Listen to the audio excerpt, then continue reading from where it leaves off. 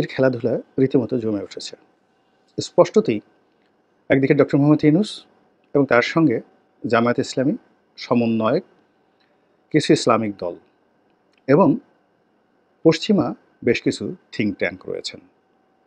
তার সঙ্গে সাম্প্রতিককালে যুক্ত হয়েছে পাকিস্তান এবং পাকিস্তানের পেছনে চায়না, এটি একটি বলয়। দ্বিতীয় আরেকটি গ্রুপ, সেটি হলো বিএনপি এবং তার সহযোগী অন্যান্য রাজনৈতিক দল। কার্যত বিএনপির যারা রাজপথে আছেন নেতাকর্মী এবং জনপ্রিয়তা, এটাই তাদের শক্তির মূল ভিত্তি।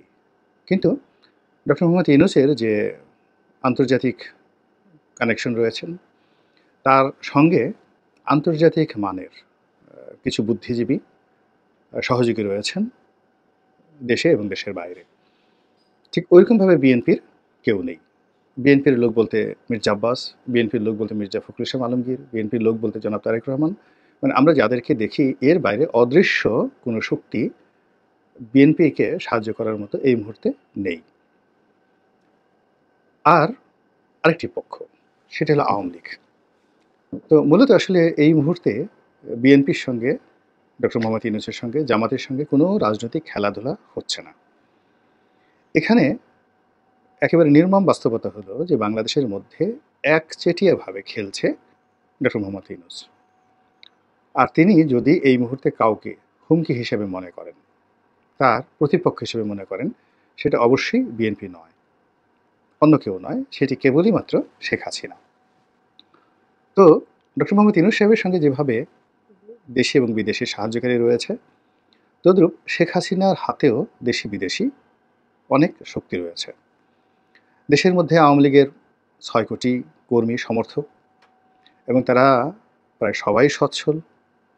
রাজনীতিতে গত ১৫ বছর ধরে তারা যে সাহস দেখিয়েছে, শক্তি দেখিয়েছে, যে কৌশল দেখিয়েছে, ফলে আওয়ামী লীগ যদি এখনও কোথাও দাঁড়িয়ে যায় বা জয় বাংলা বলে কোথাও এগিয়ে আসে, এটা সঙ্গত কারণেই তাদের যারা প্রতিপক্ষ, তাদের মনে এক ধরনের আতঙ্ক সৃষ্টি করবে এবং আওয়ামী লীগের যারা পক্ষের লোক এই মুহূর্তে ডক্টর ইউনূসের মধ্যে লুকিয়ে আছেন, বিএনপির মধ্যে লুকিয়ে আছেন, তারা তাদের খোলস পাল্টে আবার জয় বাংলার সঙ্গে একত্র হবে। এটা হলো দেশের মধ্যে আওয়ামী লীগের শক্তিমত্তা।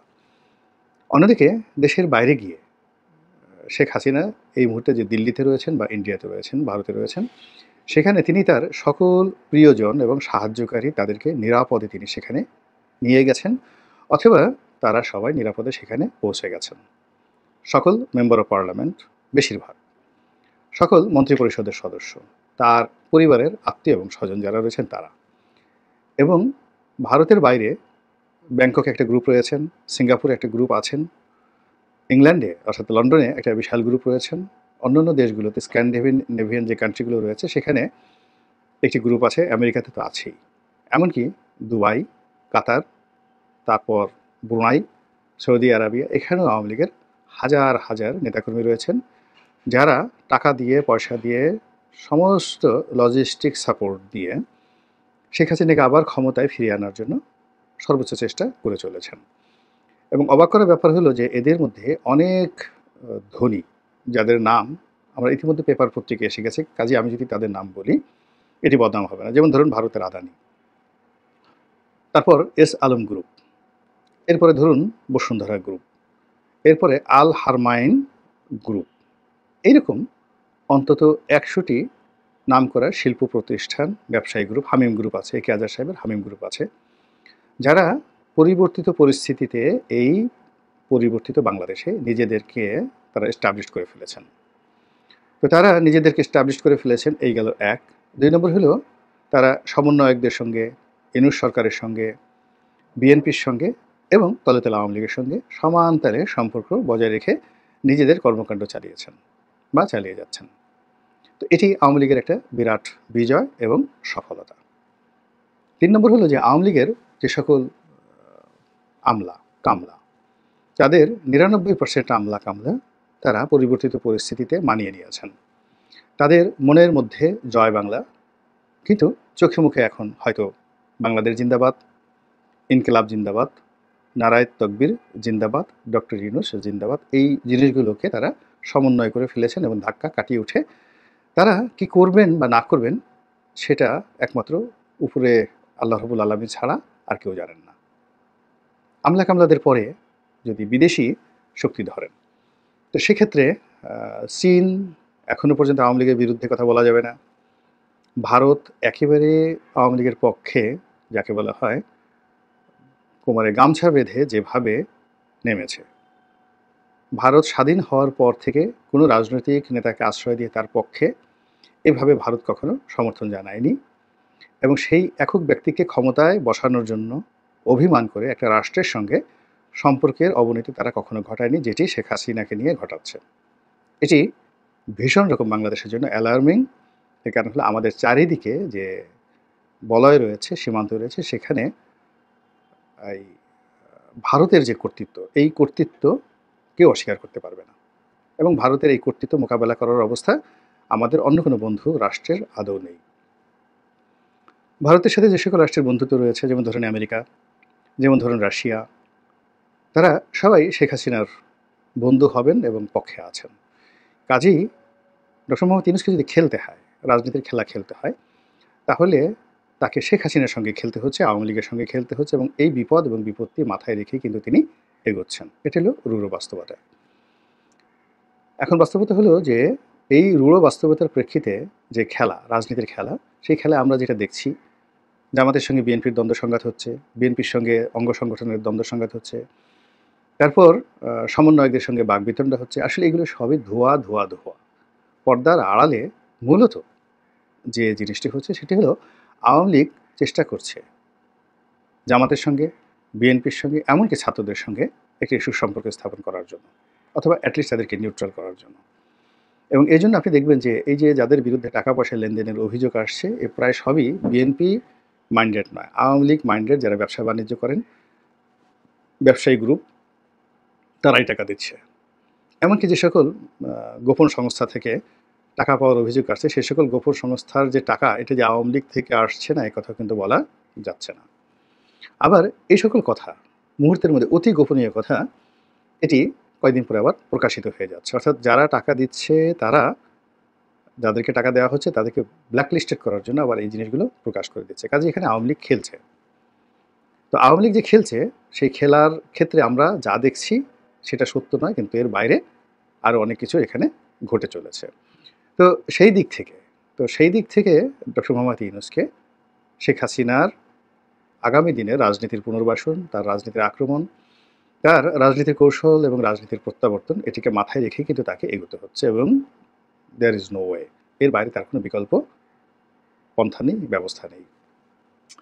পুরো পরিস্থিতি এমন অবস্থায় চলে গেছে যে যদি ইলেকশন হয়, সেখানে আওয়ামী লীগ একটা ফ্যাক্টর, আর ইলেকশন যদি নাও হয় তবুও আওয়ামী লীগ ফ্যাক্টর, এবং যা কিছু করা হচ্ছে সব কিছু আওয়ামী লীগের পক্ষে চলে যাচ্ছে। আপনি যদি আওয়ামী লীগকে নিষিদ্ধ করেন, আওয়ামী লীগের পক্ষে চলে যাচ্ছে। আওয়ামী লীগের যদি ইলেকশনে অংশগ্রহণ করতে দেন, তা আওয়ামী লীগের পক্ষে চলে যাচ্ছে। আওয়ামী লীগের একটা গালি দেন, তা আওয়ামী লীগের পক্ষে চলে যাচ্ছে। আওয়ামী লীগ সম্পর্কে যদি কোনো কথা না বলেন, তাও আওয়ামী লীগের পক্ষে চলে যাচ্ছে। মানে কোনো অবস্থাতেই যে যুদ্ধটা বা খেলাটা ডক্টর মোহাম্মদ ইউনূস ভার্সেস বিএনপির মধ্যে সীমাবদ্ধ রাখা যাচ্ছে না। এটা বারবার ঘুরে ঘুরে ঘুরে ঘুরে দিল্লিতে যাচ্ছে, ঘুরে ঘুরে মোদির দিকে চলে যাচ্ছে। এখন এই যে যুদ্ধ, এই যুদ্ধে কে জয় লাভ করবে? এখন আমরা ডক্টর মোহাম্মদ ইউনূসকে যতটুকু জানি, তিনি হিজ এ ফাইটার, এতে কোনো সন্দেহ নেই। তার জীবনে তিনি আজ যতদূর এসেছেন, কৌশল করে এসেছেন, পরিশ্রম করে এসেছেন, তারপর বুদ্ধিমত্তা খাটিয়ে এসেছেন। তার জীবনের অনেক পরাজয় আছে, অনেক বেদনা আছে, কিন্তু তারপর তিনি বিজয়ী, এটি সত্য। আবার শেখ হাসিনার ক্ষেত্রে এটি আরও নির্মম। অর্থাৎ তিনি একেবারে মৃত্যুর মুখে দাঁড়িয়ে, জল্লাদের তলোয়ারের নিচে দাঁড়িয়ে তিনি অট্ট হাসি দিয়েছেন। তারপরে সেখান থেকে বের হয়ে এসে তিনি বিজয়ের মাল্য ধারণ করেছেন। আপনি ২১শে আগস্টের গ্রেনেড হামলার কথা চিন্তা করেন, কিংবা এইবার যে তার যে দিল্লি যাওয়া, এই ঘটনা চিন্তা করেন, তারপরে তার বাড়িতে ৩২ নম্বরে যে আক্রমণ হয়েছে সেটা চিন্তা করেন। সব মিলিয়ে তার পুরো জীবনটাই হলো তিনি তলোয়ারের ফলার উপরে দাঁড়িয়েছেন, অথবা তলোয়ার সবসময় তার ঘাড়ের উপরে ছিল, হলকমের উপরে ছিল, এবং এইগুলো করেই তিনি একবার নয়, দুইবার নয়, বহুবার, সে ৭৫-এর ১৫ই আগস্ট থেকে আজ অবধি, আরও আগে, ইভেন ১৯৭১ সালে তার জীবন হুমকির মধ্যে ছিল। তো এই জিনিসগুলো, অর্থাৎ বিরূপ একটা পরিস্থিতি মোকাবেলা করতে করতে করতে করতে তিনি এখন বলতে গেলে একটা লৌহ মানবী নয়, প্ল্যাটিনাম মানবী হয়ে গেছেন, তাও না হীরক মানবী হয়ে গেছেন, অর্থাৎ সবচেয়ে শক্ত মনের একজন মানবী হয়ে গেছেন। তাকে কাটার জন্য, ধ্বংস করার জন্য আরেকটি হীরক লাগবে। আপনি অন্য কোনো কিছু দিয়ে, লোহা দিয়ে বা অন্য কোনো ইস্পাত দিয়ে আপনি তাকে কাটতে পারবেন না। এর কারণ হলো তার ঘনত্ব, তার জীবনের যে ঘনত্ব কোন পর্যায়ে পৌঁছে গেছে একমাত্র সেই বুঝতে পারবে। আমি নিজে অবাক হয়ে যাই যে তিনি এখন যে অবস্থাতে দিল্লিতে রয়েছেন, আমি যদি হতাম, আমি তো কথাই বলতে পারতাম না। প্রথমত আমি লজ্জা পেতাম, আমার শরম লাগতো, তারপর আমার অনুতাপ হতো। এরপর আমি অভিমানী হতাম, আমি কষ্ট পেতাম, আমি কান্নাকাটি করতাম। তারপরে শেষে আমি ঘুমের ট্যাবলেট খেতাম এবং আমার কণ্ঠের মধ্যে কোনো যাকে বলা হয় দৃঢ়তা থাকতো না। কিন্তু শেখ হাসিনাকে আমরা কী দেখছি? দিন যত যাচ্ছে তিনি তত পরিশীলিত হচ্ছেন, তিনি তত জেদি হচ্ছেন, তার কথা তত ইস্পাতের মতো ধারালো হয়ে যাচ্ছে এবং তিনি ডক্টর মোহাম্মদ ইউনূসের মতো সাজিয়ে গুছিয়ে কথা বলা শিখে গেছেন। আগে যেভাবে সুদখোর, রাজাকারের বাচ্চা ইত্যাদি বলে যে গালাগাল দিতেন, সেই গালাগালগুলো তিনি এখন আর দিচ্ছেন না।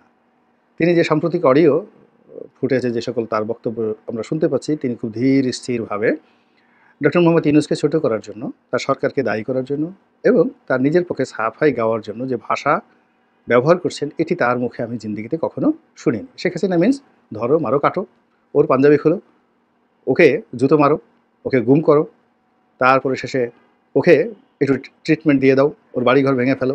এই হলো ওনার একটা মারদাঙ্গা টাইপের অবস্থা। ঠিক সেই মারদাঙ্গা যে তার অবস্থা, অর্থাৎ তার হস্তপদ এবং মুখমণ্ডল একসঙ্গে যে কাজ করে, সেই কাজ করা থেকে তিনি এখন ইন্টেলেকচুয়াল যে জায়গাটা, বুদ্ধিবৃত্তিক যে জায়গাটা, পরিচর্যা, এই জায়গাটাতে তিনি চলে এসেছেন এবং সম্ভবত দিল্লির যে নিঃসঙ্গতা বা সেখানে তার কাজকর্মের যে চাপ সেটা কম থাকার কারণে তিনি চিন্তা করার সুযোগ পাচ্ছেন, গবেষণা করার সুযোগ